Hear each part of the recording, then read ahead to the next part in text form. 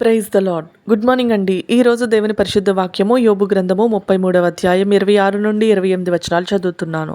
వాడు దేవుని బతిమాలుకొనిన ఎడల ఆయన వానిని కటాక్షించును, కావున వాడు ఆయన ముఖము చూచి సంతోషించును. ఈలాగున నిర్దోషత్వము ఆయన నరునికి దయచేయును. అప్పుడు వాడు మనుషుల ఎదుట సంతోషించుచు ఇట్లని పలుకును, యథార్థమైన దానిని వ్యత్యాసపరిచి నేను పాపము చేసితిని, అయినను దానికి తగిన ప్రతీకారము నాకు చేయబడలేదు.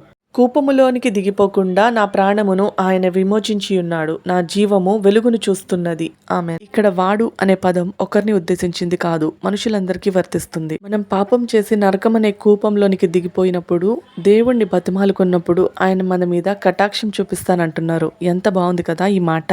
ఈ మాట మనకి ఎప్పుడు బాగుంటుందంటే, యేసయ్య దగ్గర మన ప్రతి పాపానికి క్షమాపణ దొరికినప్పుడు. ఎవరైనా మనకి హాని చేయాలనుకున్నప్పుడు మనం వారికి రెట్టింపు హాని చేయాలనుకుంటాం, కానీ దేవుడు అలాంటి వారు కాదు. మన ఆత్మ ఎప్పుడు ఆయన సన్నిధిలో మాత్రమే వెలగాలి.